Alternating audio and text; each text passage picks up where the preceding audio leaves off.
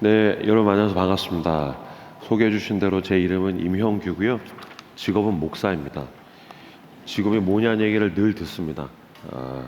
저는 이제 청소년 사역하다가 청년 사역하다가 교회 개척했는데요. 청소년 집회 갔더니 지금처럼 소개해 주셔가지고 임형규 목사님 나오시겠습니다. 그래서 뚜벅뚜벅 가서 섰더니 앞에 있는 중학생 녀석이 뭐 하시는 분이세요? 그러는 거예요. 분명히 목사 나오겠다고 했는데, 그래서 너무 이상한 질문이라서 야, 뭐 한 사람 같이 생겼냐? 그랬더니 그 중학생이 저한테 홍대 카페 주인 같이 생겼어요. 그랬어요. 야, 그래서 홍대 카페 가봤어? 그랬더니 아니요. 어떻게 알아? 그렇게 생겼어요. 그래서 그런가 보다. 집에 가서 사모한테 나 아까 설교하러 갔더니 누가 나한테 홍대 카페 주인 같이 생겼대. 그럼 이제 목사 사모면 아니에요. 뭐 거룩하게 생겼어요. 경건하게 생겼어요. 그 녀석 눈알이 저주 받았네. 뭐 그래야 되는데 맞아 여보 그렇게 생겼어 그러시더라고요. 그래서 제 별명은 홍대 카페 주인이고요. 저는 5년 전에 청년들 15명이랑 같이 이제 교회를 개척했습니다. 돈 없이 공간 없이 모니터를 좀 키워주시면 감사하겠습니다. 저희 교회는 지금도 공간이 없는데 믿음과 용기 하나님이 원하시는 교회를 세워보자 그랬더니 오라는 성도들은 안 오고 코로나가 왔어요. 그래서 힘들어 돼질 뻔했습니다. 너무 힘들었는데 하나님 은혜와 복을 많이 베풀어 주셔서 저희는 그 서울에서 지금 서울숲이라는 동네에 있고 저희 예배의 80%가 20대 후반에서 30대 후반이에요. 그래서 저희는 젊은이들 중심으로 한 300명 출석하고 있는 그런 교회입니다. 교회 개척 5년 했는데 300명 모인다는데 놀라지도 않으시네요. 역시 알겠습니다. 하나님의 오답노트라는 제목으로 함께 하나님 말씀 나누도록 하겠습니다.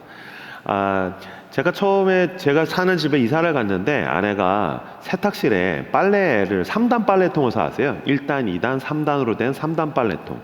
그걸 가지고 와서 저를 이제 교육을 시키는 거예요. 여보, 맨 위는 겉옷이야. 그래서 열심히 외웠습니다. 겉옷! 막 그러면서 이제 외웠어요. 근데 이제 가운데는 애들옷이야. 내가 쓸 필요 없겠군. 맨 아래에는 속옷이야. 오케이. 그래서 열심히 외웠습니다. 겉옷, 속옷. 맨 위에는 겉옷, 아래는 속옷. 겉옷, 겉옷, 겉옷, 속옷, 속옷, 속옷. 위, 아래, 위, 아래. 노래도 있지 않습니까? 그래서 위에는 겉옷, 아래는 속옷. 열심히 외웠어요. 그리고 여름이었는데 입고 있던 반팔 티셔츠를 샤워하기 위해서 벗어서 속옷 칸에다가 넣었습니다. 지금 남자분들이 이게 뭐가 문제인지 모르면 여러분도 저같이 심판을 당하게 됩니다. 이게 보니까 나중에 보니까 남자랑 여자가 이 속옷 개념이 다르더라고요. 그래서 제가 이제 반팔 티셔츠를 벗어가지고 속옷 칸에다 넣고서 샤워를 했더니 다음날 아침에 속옷 칸에 들어가 있는 제 티셔츠를 들고 와서 아내가 역정을 내는 거예요. 내가 어저께 얘기했잖아. 겉옷은 위에 속옷은 아래. 근데 이 반팔 티셔츠를 속옷 칸에다 넣으면 어떡해. 여보 왜 이것도 안 도와줘. 그 제가 아내한테 당당하게 얘기했습니다. 이거 내가 집에서 속옷으로 입는 거야. 그러니까 이제 여성과 남성의 속옷 개념이 좀 다르더라고요. 그래서 이제 아내가 헐 그러더니 속옷이든 나발이든 이제 티셔츠는 무조건 위에다가 넣으라고 했습니다. 제가 그 후로도 티셔츠를 벗으면 속옷 칸에 넣었는데 무려 3년 동안 그 짓을 반복했습니다. 그럼 제가 제 아내를 무시하려고 엿먹이려고 그런 것이냐? 아닙니다. 저는 세상에서 가장 경외하는 존재가 두 존재가 있는데 위에는 하나님, 집에는 만하님이 계십니다. 저는 이 둘 앞에서 늘 경외하고 떨리고 어떤 지성소에 들어가는 대제사장의 심정으로 내가 걸핏하면 심판을 당해서 죽을 수 있다. 늘 두려워하는데 제가 지금 설교 초반에 무슨 말씀을 드리냐면 사람은 같은 실수를 반복하다라는 것입니다. 이거 압니다. 아내가 이게 힘들어하고 열받는다는 걸 알아요. 근데도 내가 티셔츠를 벗으면 버릇처럼 속옷 칸에다가 넣고 있는 저를 발견하게 되더라라는 것입니다. 사람은 같은 실수를 반복합니다. 왜 어렸을 때 이불 차고 자면 감기 걸린다 알죠? 이불 차고 자서 감기에 걸리는 겁니다. 이거 물건 빠뜨리면 또 문제 생깁니다. 압니다. 물건을 빠뜨립니다. 왜 주변에 보면 저 사람은 입만 열면 거짓말이야. 압니다. 또 속습니다. 난 귀가 얇아서 문제야. 압니다. 또 홈쇼핑을 주문을 합니다. 그렇죠? 왜 주변에 보시면 이렇게 술 먹는 분들 있죠? 술 먹는 분들 보면 이제 유명한 얘기 있습니다. 이렇게 술 먹고 나서 숙취 때문에 막 머리 깨질 것 같고 다음날 비행기 놓치고 막 약속 놓치고 그래서 뭐라고 얘기하냐면 내가 미쳤지. 내가 또다시 술 먹으면 개다. 그러고 또 술을 먹고 개가 됩니다. 사람은 같은 자리에서 같은 실수를 반복하더라는 것입니다. 성경을 두 가지의 교리로 나눌 수가 있습니다. 성경을 딱 짜가지고 두 가지의 이야기로 나누면은 공의와 은혜입니다. 따라서 해주십시오. 공의. 두 번째, 은혜. 공의는 옳고 그름에 대한 것입니다. 이것은 옳은 것이다. 이것은 틀린 것이다. 이것을 옳은 것을 하면 이것을 얻을 수 있다. 틀린 것을 하면 이런 징계와 처벌을 받을 것이다. 옳은 것을 하면 이런 것들을 면할 수 있다. 틀린 것을 하면 이런 복을 못 받을 수 있다. 하나님은 공의의 하나님이십니다. 무엇보다 이 공의는 관계적인 측면에서 너무너무 중요합니다. 왜냐하면 공의가 없다면 질서가 없게 되고 그러면 세상은 무질서와 혼돈이 될 것이기 때문입니다. 그래서 하나님은 공의의 하나님이십니다. 그런데 공의만 있는 것이 아닙니다. 은혜는 무엇이냐면 하나님은 법으로만 사람을 다루시는 것이 아니라 법을 뛰어넘는 놀라운 사랑, 인내, 용서, 용납, 길이 참으심, 포용, 이런 인간적인 측면, 은혜의 하나님이시라는 것입니다. 특히 공의도 중요하지만 은혜가 더 중요한 게 아까 이제 꼬맹이들 나와서 노래했지 않습니까? 사람이 공의로 성숙하거나 성장하지 않는다라는 데에 중요한 지점이 있습니다. 무슨 말이냐면 한 사람이 성숙하고 성장할 때 공의가 사람을 키우지 못합니다. 무엇이 사람을 키웁니까? 은혜가 사람을 키웁니다. 공의가 사람을 키운다고 한다면 아이들을 누가 키워야 됩니까? 경찰이랑 검찰이 키워야 됩니다. 그죠? 근데 사람은 누가 키웁니까? 애는 누가 키웁니까? 엄마가 키웁니다. 경찰은 애 못 키웁니다. 저희 집도 막둥이가 초등학교 1학년 딸인데 어제도 방학 끝나고 학교 보내는데 힘들어 돼질 뻔했습니다. 일어나야지, 싫어, 학교 가야지, 안 가, 이거 먹어야지, 안 먹어, 옷 입어, 안 입어. 경찰은 얼마나 쉽겠어요. 너 옷 입어, 싫어, 여보 구속시켜. 너 밥 먹어, 안 먹어, 너 편식해, 여보 검찰이 기소해. 너 안 되겠다, 너 철컹철컹이야. 그죠? 법으로 애를 다루면 부모는 편할 것입니다. 그러나 경찰이랑 검찰이 애 못 키웁니다. 애는 누가 키웁니까? 엄마가 키웁니다. 엄마는 누굽니까? 공의라고는 찾아보기가 힘든 은혜 순도 100%의 존재입니다. 그래서 사실 제일 세상에서 속이기 쉬운 존재가 누굽니까? 엄마입니다. 세상에서 가장 속이기 쉬운 존재는 엄마입니다. 저도 어렸을 때 같은 문제집값 2번 달라면 또 주고 어디야 거짓말하면 또 속고 엄마를 계속해서 속입니다. 근데 엄마라는 그 여성은 원래 잘 속는 존재인가? 그렇지 않습니다. 여기 청소년들, 청년들 잘 생각해 보십시오. 엄마를 잘 관찰해 보십시오. 자식을 사랑해서 엄마가 속는 겁니다. 근데 잘 관찰해 보십시오. 자식은 사랑해서 늘 속는데 같이 사는 남편에겐 절대로 속지 않습니다. 어디야? 어디야? 들어와. 5분 줄게. 탁 들어오고 집에 왔더니 막 아버지가 소파 위에서 좌절하고 계셔서 아버지 왜 그래요? 비상금을 털렸어. 니네 엄마는 국정원보다 무서운 여자야. 막 그러고 안테나가 최첨단입니다. 근데 왜 엄마가 자식에게 속습니까? 사랑이 눈을 가리니까 속습니다. 그러니까 사람이 무엇으로 성장합니까? 엄마를 속이면서 그 사랑과 은혜와 용서와 용납으로 크는 겁니다. 그거 아시죠? 엄마를 속이다가 더 이상 엄마를 속이고 싶지 않아지면 철드는 겁니다. 아버지를 속이다가 더 이상 아버지를 속이고 싶지 않아지면 인생이 철드는 겁니다. 근데 인생이란 참 비루하고 너절합니다. 엄마 아빠를 더 이상 속이고 싶지 않아질 땐 어머니가 귀가 잘 안 들립니다. 아버지가 잔소리 안 해도 난 아버지의 마음을 읽어서 아버지의 뜻대로 하고 싶어 라는 생각이 들었을 땐 그 넓었던 아버지의 등이 왜소해졌을 때입니다. 그러니까 인생이 철드는 것은 사랑으로 공의를 뛰어넘는 그 은혜와 사랑으로 한 인간이 성장하고 성숙하게 되더라라는 것입니다. 근데 문제가 있습니다. 하나님은 우리를 은혜로 대하시고 부모는 나를 사랑으로 대하는데 세상은 우리를 공의보다 더 잔인한 어떤 법으로 공의보다 더 잔인한 어떤 기준과 잣대와 선으로 우리를 대하더라라는 것입니다. 그래서 저는 인생을 사는 게 그 로마의 검투사 경기와 비슷하다라는 생각을 합니다. 로마에서는 검투사 경기가 있었습니다. 2명의 사람이 나와서 전사가 열심히 싸웁니다. 그러면 한 명이 한 명을 죽입니까? 그렇지 않습니다. 한 명을 무력화시킵니다. 그러면 승자가 패자를 놓고서 이 패자의 사느냐 죽느냐의 운명을 누구에게 맡기냐면요, 군중에게 맡깁니다. 승자가 패자를 딱 놓고서 이 사람을 어떻게 할까? 그럽니다. 그럼 군중들이 일제히 어떻게 하냐면은 손가락을 둘 중에 하나를 할 수 있습니다. 이렇게 하면 살려라, 이렇게 하면 죽여라입니다. 그런데 아쉽게도 역사에 따르면 살리는 경우는 거의 없었다고 합니다. 10중에 8구는 다 죽여라입니다. 그래서 옛날 영화 중에 이제 글래디에이터라는 영화가 있는데 이 주인공이 검투사 경기에 나가서 싸워서 이겼습니다. 패배자를 향해서 수만 명의 콜로세움에 있는 그 군중들이 우 패배자를 죽여라, 우 패배자를 죽여라. 그걸 보고서 이 막시무스가 경악하는 장면이 나옵니다. 왜냐하면 여러분 잘 생각해 보십시오. 패배자가 사람들에게 잘못한 건 하나도 없습니다. 이 사람은 패배자지만 최선을 다해서 싸웠습니다.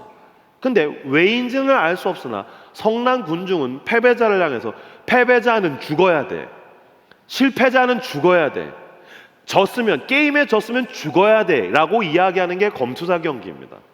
검투사 경기의 잔인성은 패배자의 목숨을 끊는다라는 데 있습니다. 근데 여러분 잘 생각해 보십시오. 우리가 살고 있는 이 자본주의 사회는 또 다른 방식으로 검투사 경기를 지속하고 있습니다. 뭐라고 이야기하냐면 패배자는 죽어야 돼라고 사람들은 암묵적으로 이야기하고 생각합니다. 아니 목사님 그렇다고요? 잘 생각해 보십시오. 예능 프로그램을 보지 않습니까? 하나같이 다 서바이벌로 합니다. 모든 예능을 다 서바이벌로 합니다. 그거 아십니까? 트로트를 서바이벌로 합니다. 트로트는 정이 중요한 거 아닙니까? 근데 잔인합니다. 임영웅은 다 가져도 되고 패배자는 잊혀집니다. 옛날엔 안 그랬습니다. 저희 할아버지가 좋아하던 트로트 프로그램은 가요 무대였었습니다. 아마 기억하시는 분들 계실 것입니다. 옛날에는 SBS도 없었습니다. 7번, 9번, 11번 채널이 3개밖에 없었습니다. 아마 젊은 분들은 깜짝 놀랄 겁니다. 케이블이 어디 있습니까? 7번, 9번, 11번입니다. 어렸을 때 할아버지 댁에 놀러 가면 할아버지가 9번 KBS 1에서 하는 가요 무대를 틀어놓고 보셨습니다. 그럼 거기에서 두만강 푸른 물에 할아버지 나 이거 싫어 MBC 돌리면 뉴스합니다. 나 이거 싫어 7번 돌리면 뉴스합니다. 나 이거 싫어 돌리면 9번에서 또 두만강 푸른 물에 그럼 그냥 봐야 됩니다. 근데 보다 보면 좋아집니다. 희한하죠. 처음엔 싫었는데 보다 보면 받아들이면서 좋아집니다. 여러분 하나님이 인생을 인도하시는 인생길이 마찬가지입니다. 여러분 믿음은 수용성입니다. 받아들이고 따라가다가 보면 좋아집니다. 처음에는 하나님께서 말씀하시는 게 지긋지긋합니다. 하나님이 이거 해라 저거 하지 마라. 왜 하나님은 내가 좋아하는 거 못하게 하지? 왜 하나님은 내가 하기 싫은 거 하라고 하지? 근데 받아들이고 따라가다가 보면 늘 하나님의 말씀이 옳은 줄로 믿습니다. 그래서 믿음은 수용성입니다. 근데 우리는 자꾸 선택하려고 합니다. 아 이거 싫어. 결국엔 그 선택의 끝에는 잔인한 서바이벌이 있습니다. 승자는 다 가져도 돼. 패배자는 여러분 그거 아십니까? 음식을 서바이벌로 합니다. 그래서 음식을 못하면 심사위원이 패배자의 인격을 짓밟습니다. 그걸 음식이라고 만들었냐? 맛다가리도 없다. 당신은 장사할 자격이 없다면서 막 힐난합니다. 노래를 서바이벌로 전 여기까지는 이해할 수 있어요. 전 여기부터 이제 이해를 못하겠어요. 연애를 서바이벌로 합니다. 연애를 서바이벌로 합니다. 젊은이들 잘 들어주십시오. 왜 연애를 서바이벌로 합니까? 이건 말이 안 되는 겁니다. 생각해 보십시오. 제가 어떠한 여성을 사랑할 자유가 저에게 있죠. 미혼이라고 한다면. 기혼자는 없습니다. 근데 미혼이라고 하면 제가 어떤 자매를 좋아할 자유가 있죠. 그 자매는 저를 좋아할 자유도 있고 좋아하지 않을 자유도 있습니다. 근데 그 연애 서바이벌 프로그램 이름 보면 가관입니다. 솔로 지옥. 왜 솔로가 지옥입니까? 그러니까 여기도 지금 솔로 지옥에 갇힌 우울한 백성들이 있는 겁니다. 그럼 솔로 지옥에서 연애해서 결혼하면 탈출하면 천국 갑니까? 아니요. 최근에 보니까 MBC에서 오은영 씨가 진행하는 새로운 프로그램 이름이 생겼습니다. 결혼 지옥이 생겼습니다. 그러니까 솔로도 지옥이고 결혼도 지옥이고 어차피 여기는 헬 조선이니까. 그러니까 여러분 사실은 우리가 복음을 전해야 될 명분이 여기 있습니다. 사실 사람들이 다 사는 게 지옥 같다라고 생각하는 겁니다. 솔로도 지옥이고 결혼도 지옥이고 헬 조선이고 음식 못하면 서바이벌 이런 게 다 뭐를 이야기하냐면 서바이벌 사는 게 서바이벌 생존 게임과 같고 패배하면 살 가치가 없어. 실패자는 살 가치가 없어. 패배자는 실패자는 살 가치가 없어라는 게 암묵적으로 다 내 귀에 들립니다. 그래서 고3이 입시에 실패하면 스스로 목숨을 끊는 것입니다. 그래서 취업에 실패하고 돈을 상실하면 스스로 목숨을 끊는 것입니다. 사업에 실패할 수도 있지 않습니까? 근데 사업에 실패하면 내 주변에서 나를 향해서 패배자는 죽어야 돼. 내가 어떠한 것에 대해서 내가 기능을 제대로 하지 못하면 내 주변에서, 사회에서 모든 사람들이 나를 향해서 데드 사인을 가리키면서 저 사람은 실패자야, 패배자야, 패배자는 죽어야 돼 라는 목소리가 암묵적으로 들리는 것 같습니다. 그래서 난 죽어야 되는구나. 아니요, 성경은 고통에도 뜻이 있고 하나님은 고통 가운데 우리와 함께 하신다라고 말씀하십니다. 하나님이 때때로 우리를 패배와 실패의 자리에 허용하시는 것은 더 큰 승리로 인도하시기 위함인 줄로 믿습니다. 근데 세상은 그런 해석이 없으니까 패배자는 죽어야 돼, 실패자는 죽어야 돼 라고 이야기합니다. 이때 은혜란 무엇입니까? 하나님은 실패한 사람에게 또 다시 기회를 베푸시더라라는 것입니다. 이 서바이벌 게임을 방불하는 이 자본주의 사회, 우리가 살아가는 세상에서는 여러분들이 이 새벽 기도를 끝나고 출근하게 되는 그 직장, 가게 되는 캠퍼스, 내가 살아가게 되는 우리 주변의 이웃들은 패배자는 죽어야 돼, 실패자는 살 가치가 없어, 유튜브를 봐, 모두가 성공한 사람이야, SNS를 봐, 모두가 잘 먹고 잘 산다라고, 그러니 실패자는 살 가치가 없어라고 이야기하지만 성경은 실패한 사람에게 하나님은 또 다시 기회를 베푸신다. 사람은 실수를 반복하고 사람은 실패를 반복하지만 놀랍게도 하나님은 그보다 더 놀라운 기회를 베푸신다. 제 아내가 저한테 굉장히 감동적인 이야기를 해줬어요. 어느 날 TV를 봤는데 그 음식을 만드는 서바이벌 프로그램이었대요. 한식 대첩이라는 프로그램이었는데 이게 팔도에서 도대표들이 나와서 경상도 대표, 전라도 대표, 경기도 대표 이런 도대표들이 2명씩 나와서 음식을 만들었다는 겁니다. 그래서 이제 두 팀이 떨어졌는데 북한 팀하고 경상도 팀 두 팀이 떨어졌대요. 그래서 북한 팀 우리와 함께 가지 못하게 되었습니다. 여기 이제 탈북하신 아주머니나 아저씨예요. 그래서 자 가십시오. 막 절벽에서 떨어지고 문 닫히고 막 울고 패배자 그런 거 됐겠죠. 또 경상도 팀 안 됩니다. 경상도 팀 떨어졌겠죠. 그럼 거기서 게임이 끝나야 되는데 갑자기 심사위원이 잠깐 그러더니 패자 부활전 그러면서 다시 이 두 팀을 불렀다라는 거예요. 그래서 이 북한 팀 탈북자 대표하고 경상도 팀이 둘이 다시 패자 부활전에서 경연을 붙었다는 거예요. BGM이 막 긴장감을 조성하고 시간이 째깍째깍 가고 있고 막 심사위원이 막 노려보고 있고 막 이 참가자들이 진땀을 흘리면서 막 열심히 요리를 했다라는 거예요. 심사위원이 음식을 딱 본 다음에 패자 부활전의 결과를 발표하게 됩니다. 이렇게 얘기했다는 거예요. 북한 팀 우리와 함께 갑시다. 이 이야기가 끝나자마자 이 2명 중에 아주머니 한 분, 탈북자 아주머니가 오열을 하시더라는 거예요. 어찌나 서럽게 울든지 제 아내가 무슨 우승한 사람인 줄 알았대요. 패자 부활전에서 살아남은 건데 우승한 사람처럼 울더라는 거예요. 그래서 제 아내가 뭐 저렇게까지 울어? 근데 심사위원도 똑같은 생각이었나 봐요. 이 아주머니가 그 몇 초간 울 수 있도록 기다려준 다음에 눈물을 멎고 끝난 다음에 이 심사위원 중에 한 분이 묻습니다. 아주머니 우승하신 거 아니에요? 왜 그렇게까지 우세요? 패자부활전에서 살아남았는데 왜 그렇게까지 우세요? 그랬더니 이 아주머니가 눈물을 닦고 진정한 다음에 이렇게 대답합니다. 또 다시 기회를 주셔서 감사해요. 북한은 떨어지면 끝이었어요. 또다시 나에게 기회를 주셔서 감사해요. 제가 지금 우승해서 우는 거 아니에요. 제가 우승해서 내가 기뻐서 이렇게 우는 거 아니에요. 나에게 기회가 또다시 주어진 걸 처음 경험했어요.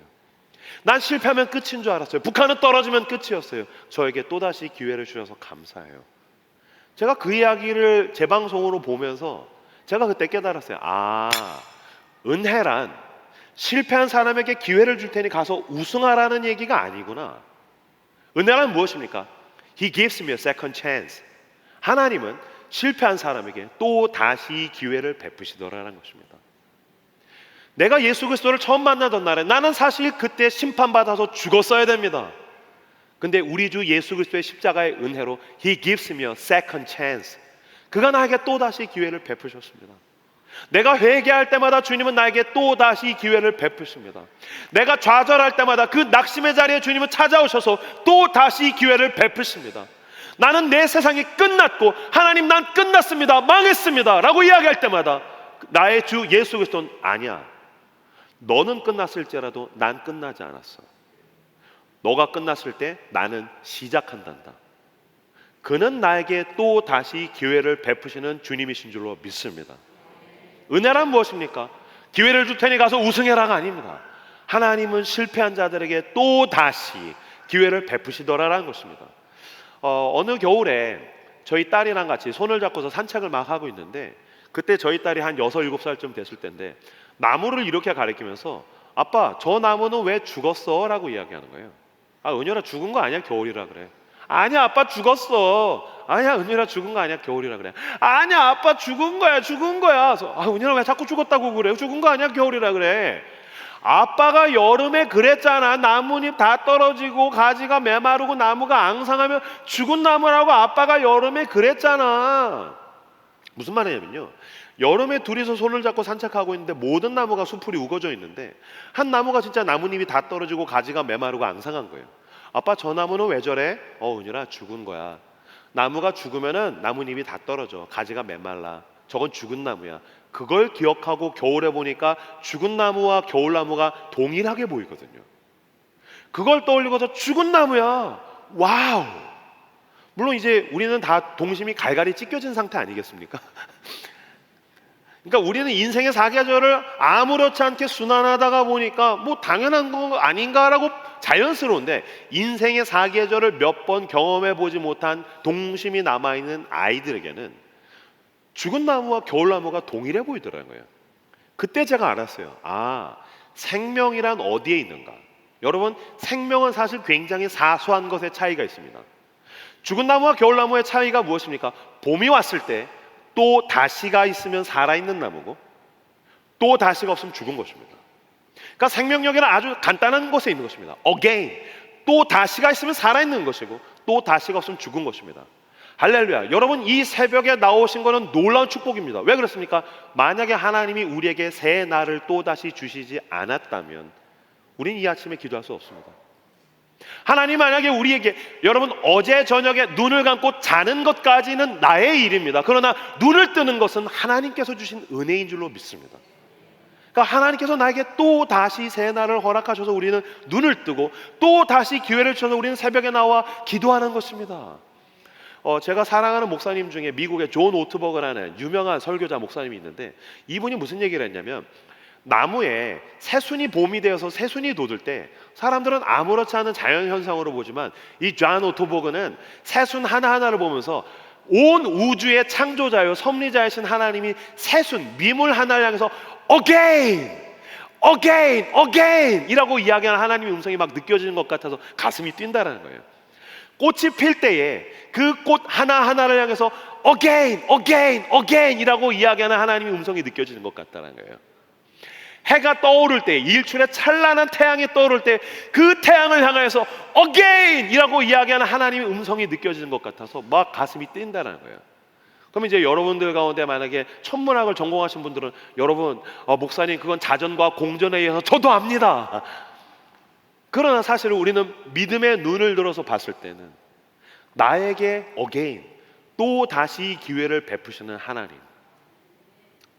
특히 저는 이게 너무너무 위안이 되는 게, 대전중앙교회 사랑하는 고석찬 목사님 저 불러주셔서 부족한 후배인데 귀한 자리에 세우신 거 너무너무 감사하죠. 근데 여기서 이제 설교를 한 건 저희 교회에서 했던 설교 중에서 가장 잘한 설교, 엑기스를 모아서 하니까 아무래도 잘하기가 수월한데, 문제는 저희 교회에서 매주 하는 설교입니다.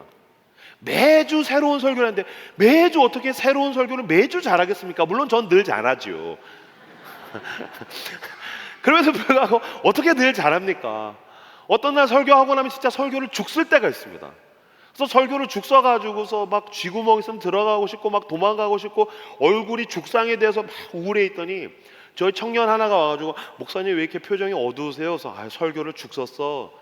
그럼 와가지고, 아니에요 목사님, 저를 향한 하나님의 음성이 있었어요. 너무 좋았어요. 이렇게 하면 얼마나 좋겠어요. 딱 오더니, 목사님, 사람이 어떻게 밥만 먹나요? 주기 소화가 더 잘 돼요. 그러는 거예요. 그래서 고맙다 새끼야. 네가 밥 사라. 그래서 이제 밥 먹으러 갔거든요. 설교를 죽쓰면 진짜 막 죽고 싶을 때가 있어요. 막 어떤 날은 설교하다가 내가 무슨 말 하고 있지? 막 천장에 갈라지고 주님 오셨으면 좋겠다라는 생각할 때가 있어요. 난 망했어라는 생각을 할 때가 있어요. 근데 저에게 소망이 있으면 하나님이 저에게 또 다시 다음 주를 허락하셨다는 것입니다. 사람들은 아무렇지도 않게 매일이 반복되는 게 저주라고 이야기합니다. 그는 교만한 사람입니다. 아닙니다. 나에게 하나님께서 아무렇지 않게 또 다시 하루를 허락하십니다. 하나님께서 사랑하는 사람들의 얼굴을 또 하루만큼 볼 수 있게 하십니다. 내가 실패한 자리에서 또 다시 일어나서 또 다시 시도할 수 있게 하십니다. 내가 또 다시 출근을 할 수 있고, 내가 또 다시 일을 할 수 있고, 사실 가장 치명적인 고통과 상실을 겪었을 때 아파하는 것은 내가 갖고 싶었던 것을 못 가진 욕망이 아니라 하나님이 늘 나에게 주신 것에 대해서 감사하지 못했을 때 인간은 후회하게 된다는 것입니다. 하나님이 사랑하셔서 우리에게 또 다시 기회를 베푸셨습니다.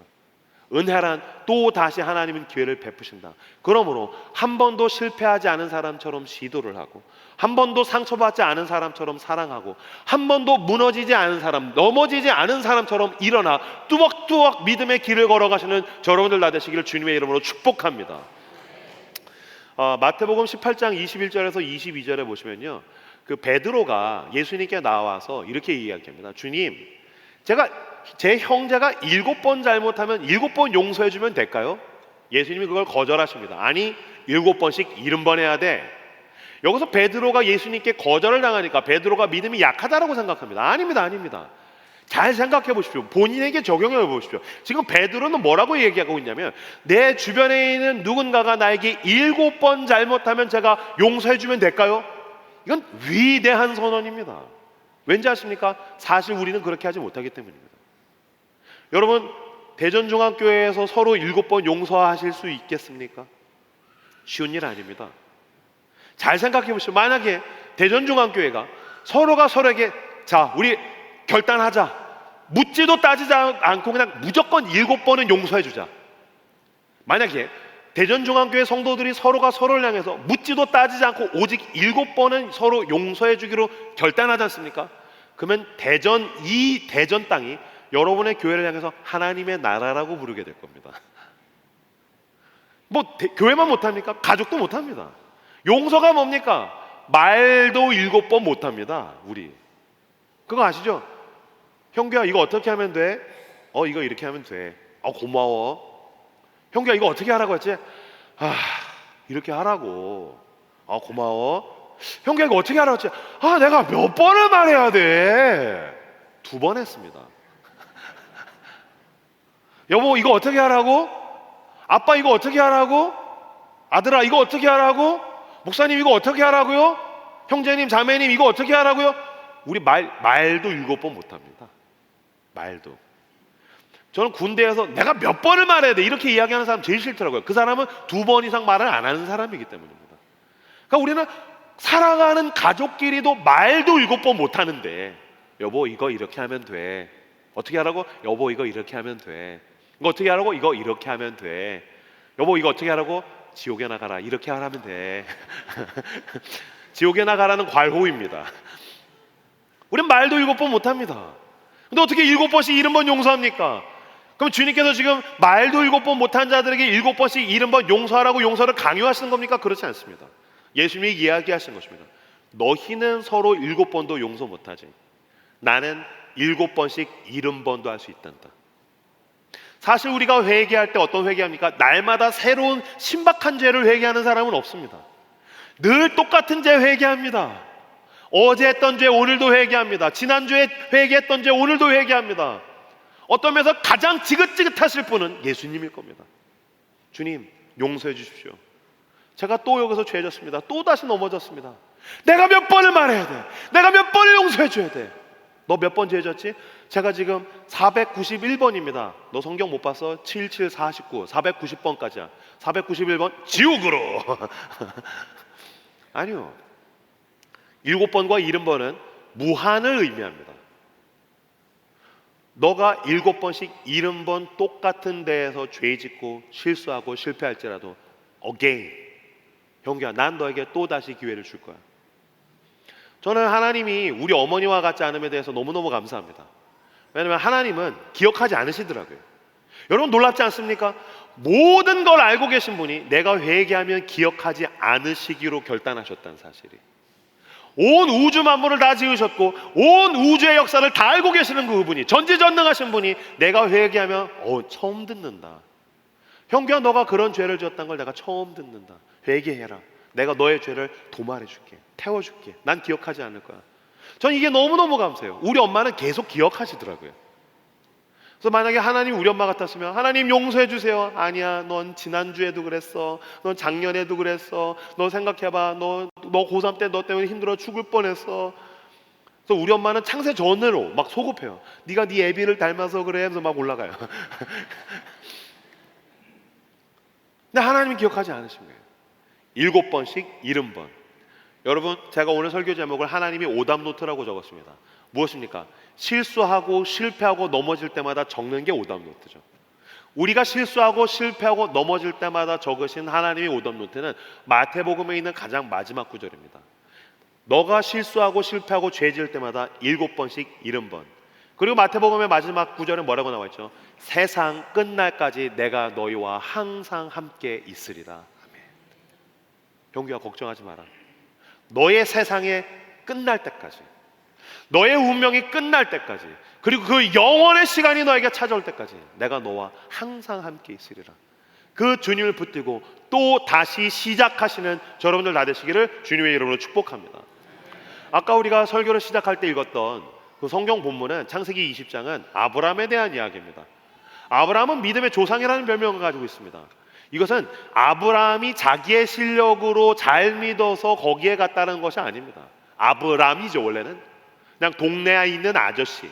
근데 아브라함, 열방의 아비, 믿음의 조상, 거기까지 또 다시 기회를 베푸시고 인내하시고 용납하시고 참으시는 하나님이 아브람, 별 볼 일 없는 아브람을 끈질기게 아브라함의 자리까지 끌고 가신 이야기가 아브라함의 이야기입니다. 게다가 아브라함이 만약에 이 창세기를 자서전으로 썼지 않습니까? 무조건 지워야 되는 이야기는 창세기 20장입니다. 만약에 이게 인쇄소에서 책이 막 공장에서 책이 인쇄되고 있어요. 그럼 제가 봤을 때 이거 공장을 불질러야 됩니다. 왜냐면요, 창세기 20장에 보면 어떤 이야기가 나오냐면 아브라함이 이 유목민에 있는 족장이거든요. 양이랑 염소를 데리고 다니면서 쭉 다니는 그 노마드, 유목민의 족장인데 도시국가가 형성이 되는 거예요. 성벽이 있고 왕이 있고 국가 체계가 있는.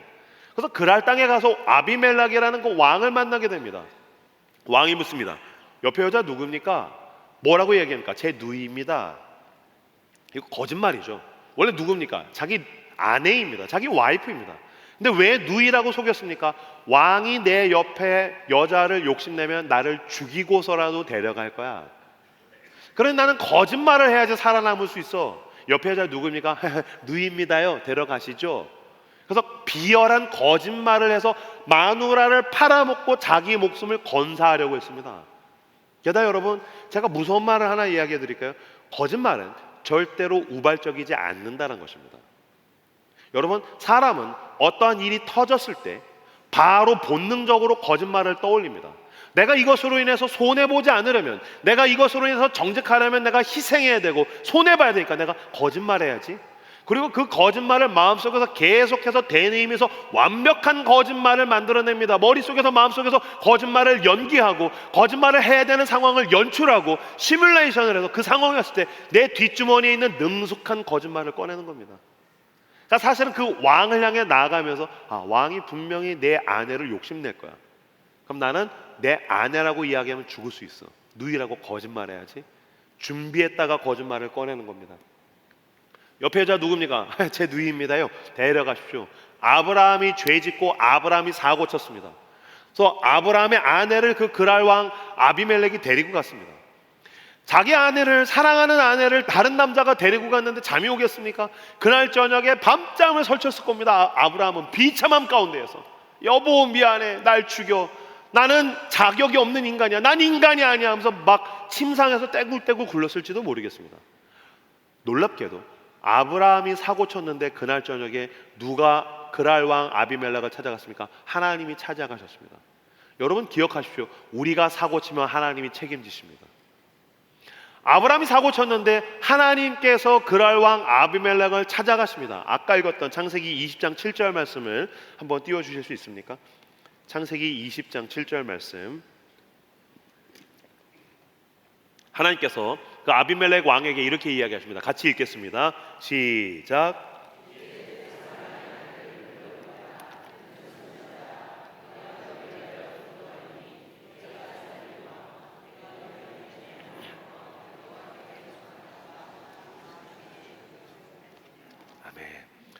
하나님께서 이렇게 얘기하십니다. 그랄 왕 아비멜렉을 향해서 하나님께서 그 사람의 아내를 돌려보내라. 그는 선지자라. 그가 너를 위해 기도하면 살고 너가 돌려보내지 않으면 반드시 죽을 줄 알아라. 돌려보내지 않으면 반드시 죽을 줄 알아라. 다시 강조하겠습니다. 하나님이 그랄 왕 아비멜렉에게 돌려보내지 않으면 반드시 죽을 줄 알아라. 이거 거의 협박입니다. 공포스러운 협박입니다. 여러분, 성경을 읽을 때 옛날 책이라고 생각하면 재미 하나도 없고요. 저는 옛날에 성경을 읽을 때 문학적 상상력을 동원하십시오라는 이야기를 많이 했는데 요새는 바꿨습니다. 성경을 읽을 때 유튜브적으로 접근하십시오. 성경을 읽을 때 넷플릭스적 상상력을 동원하십시오. 성경을 읽을 때 영화적 상상력을 동원해서 읽으면 너무너무 재밌습니다. 만약에 여러분들이 영화 감독이에요. 그래서 영화를 이제 딱 이 창세기 20장 그 아브라함과 그랄 왕 아비멜렉과 하나님의 이야기를 영화로 만들어야 돼요. 그래서 이 하나님 역할의 배우를 우리나라에서 캐스팅을 해야 돼요. 이 대사 돌려보내라. 돌려보내지 않으면 반드시 죽는다. 돌려보내지 않으면 반드시 죽는다. 내가 영화 감독인데 우리나라에서 이 돌려보내지 않으면 반드시 죽는다라고 협박하는 것에 가장 적합한 배우 마동석이죠. 마동석이죠. 뻥 나타나서 주먹 보이지? 진실의 방 가고 싶어? 그냥 아구창 맞으면 그냥 강냉이 다 털리는 거야. 명존세 맞고 싶어? 돌려보내지 않으면 반드시 죽어. 형 내일 오지 않게 해. 돌려보내. 그 마동석 같은 공포스러운 하나님, 사실 이거보다 그분은 더 크고 위험 있으신 분이시죠. 하나님 펑 나타나서 돌려보내, 협박해서 아비멜렉은 여러분 한 국가의 왕인데 벌벌벌벌 떨면서 야 당장 돌려보내. 나 어저께 마동석 만났어. 목숨 건사한 게 다행인 줄 알아. 그래서 그 아브라함의 아내를 돌려보냅니다. 아브라함이 사고 쳤는데 하나님이 책임졌습니다. 근데 이 본문의 위담은 어디에 있냐면 이 아브라함이 이게 초범이 아니라는 데 있습니다. 무슨 뜻입니까? 두 번째입니다.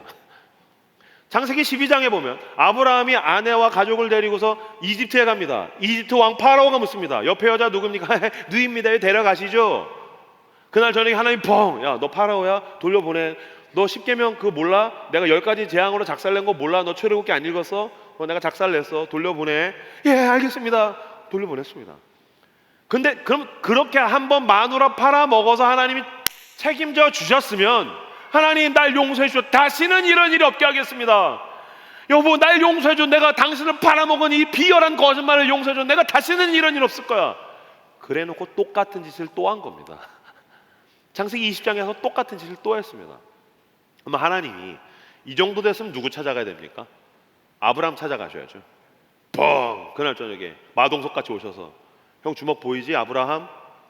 야 네가 인간이야? 마누라를 팔아먹은 것도 한 번도 아니고 두 번이나 어떻게 이럴 수가 있어? 내가 너로 믿음의 조상을 삼으려고 했는데 이렇게 믿음이 없을 수가 있어? 나는 너랑 믿음의 조상이고 뭐고 난 게임 끝났어. 난 계약 끝이야. 파기 끝. 꺼져. 이렇게 해서 끝낼 수 있는 거 아닙니까? 근데 놀랍게도 하나님께서 침묵하십니다. 여러분 진짜 무서운 거는 제가 살면서 보니까 제가 잘못했을 때 저를 향해서 일갈하며 혼내시는 아버지보다 더 무서운 것은 제가 잘못했을 때 모른 척하고 조용히 된장찌개 끓여주는 엄마가 더 무섭습니다. 엄마가 다 알아요. 근데 와서 아들 찌개 먹어. 막 먹다가 엄마 알아?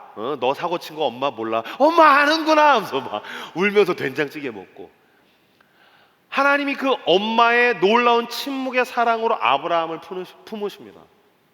제가 보기에 그날 저녁에 아브라함이 엉엉 울었을 것입니다. 하나님 앞에서 비참해서 하나님 용서해 주십시오. 하나님 어떻게 날 이렇게까지 사랑하실 수 있습니까? 그 침묵의 사랑 가운데서 아브라함이 성장합니다. 성숙합니다. 그 뒤에 넘어가면 아브라함이 그 아들 이삭의 손을 잡고 모리아 산으로 제물로 드리러 가는 장면이 그 뒤에 가면 나옵니다. 아마도 그런 게 아니었을까요? 아들아, 아빠가 아는 게 있어. 아빠가 사고 치면 하나님이 책임지시더라.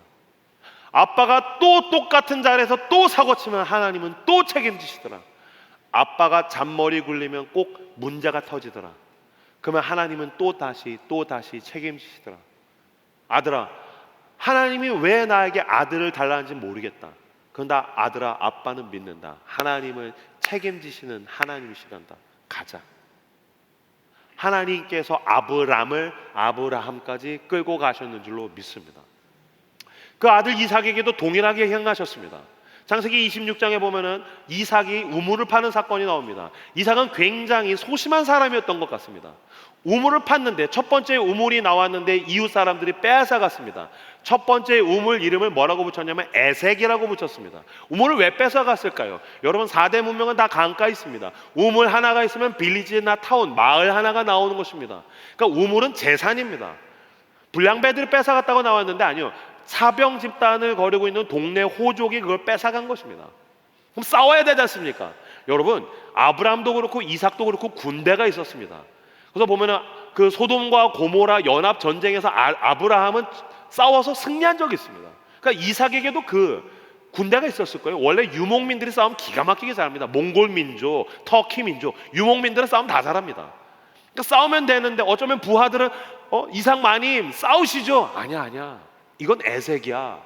에색이란 이름의 뜻은 뭐냐면요, 다툼이라는 뜻입니다. 따라서 해주십시오. 에색은 다툼, 파이트. 그러니까 싸우지 못해서 내어줬다는 거예요. 다투지 못해서 내어줬다는 거예요. 아니죠, 다퉜어야죠. 근데 다투기 싫으니까 그냥 내어줬어요. 두 번째 우물 팠는데 두 번째 우물이 또 나옵니다. 그랬더니 두 번째 우물 또 뺏어갑니다. 이 정도 되면은 빡칠만 하지 않습니까? 내가 팠는데, 내가 열심히 팠는데 이거 뺏어가는 거예요. 그럼 아마 그 부하들은 마님 더 이상은 못 참겠습니다. 이거 뺏기면 안 됩니다. 싸우시죠? 아니야. 이 우물은 싯나야. 따라서 해주십시오. 싯나는 우리나라 말로는 싯나라고 나와 있는데 원어로는 시트나고요. STN입니다. 이게 원어로 무슨 뜻이냐면요, 사탄, 악마라는 뜻입니다. 악마의 우물. 그리고 그냥 갔다는 거예요. 여러분 생각해 보세요. 자기가 첫 번째 우물 팠는데 뺏기고 두 번째 우물 팠는데 뺏겨서 세 번째 우물 파고 있으면 요새 같은 시대라면 뭐라고 했을 거냐면요, 집 밥그릇도 못 챙기는 놈, 죽 써서 뭐 땡땡 준다. 요새 뭐라고 할까요? 호구라고 이야기할 겁니다. 호구 잡힌다. 저거 호구야. 여러분 괜찮습니다. 밥그릇 뺏겨도 괜찮습니다. 이건 게으르게 살라는 얘기가 아닙니다. 내가 첫 번째 우물 빼앗기면 두 번째 우물이 나오고, 두 번째 우물 빼앗기면 하나님께서 세 번째 우물을 또 다시 주신 줄로 믿습니다. 세 번째 우물이 놀랍게도 또 나옵니다. 마을에서 그걸 양보합니다. 왜 양보했을까요? 우리 이제 만족해, 두 개 가졌으니까 너 가져. 아니요, 인간은 99개 있으면 하나 또 뺐습니다. 제 영어적 상상력을 동원하자면 그런 겁니다. 야, 소문 들었어? 뭔데? 왜 이웃 마을에서 와서 그 우물 파는 놈 있잖아. 그 호구, 그 집 밖으로도 못 챙기는 놈, 죽 써서 개 주는 놈. 아니야 임마. 뭐가 아니야? 세 번째 우물이 또 나왔대. 너 살면서 우물 세 번 연달아 판 놈 본 적 있어 없어? 한 번도 없어. 야, 그 윗집 영감님 그 우물 판다고 전재산 탕진했는데 우물은 개뿔 구정물만 나와가지고서 폐인 돼가지고서 이혼당하고 그러고 있는 거 아니야. 근데 그 인간은 막 우물 팠다면 연달아 나와. 무슨 말이죠? 겉으로 보기에는 우물을 빼앗기는 별 볼 일 없어 보이는 이삭, 그 뒤에 또다시 기회를 베푸시는 전능자 하나님을 모두가 보게 되더라. 세 번째 우물은 가지시죠. 그제서 비로소 이삭이 그 우물의 이름을 따라서 해주십시오. 르호봇. 르호봇은 하나님이 나의 지경을 넓히신다. 하나님이, 여러분, 에색, 내가 잘 싸우지 못해서 서바이벌 시대 가운데 경쟁력이 없어서 우물 빼앗기면 괜찮습니다. 두 번째 우물 신나, 악마 같은 놈들한테 당해서 우물 빼앗겨도 괜찮습니다. 왜 그렇습니까? 나에게 또 다시 기회를 베푸시는 하나님이 있으시기 때문인 줄로 믿습니다. 그 하나님이 우리를 반드시 르호봇, 하나님이 나의 지경을 넓히신다. 7번씩 70번, 세상 끝날까지 주께서 나의 지경을 르호봇 넓히신 줄로 믿습니다. 그 하나님을 붙들고 또 다시 새날을 힘차게 살아가고, 한 번도 넘어지지 않은 사람처럼 걸음을 내딛고, 한 번도 실패하지 않은 사람처럼 시도하고, 한 번도 상처받지 않은 사람처럼 사랑하며 나아가시는 대전중앙교회 성도 여러분들 다 되시길 주의 이름으로 축복합니다. 함께 시간 찬양하기 원합니다.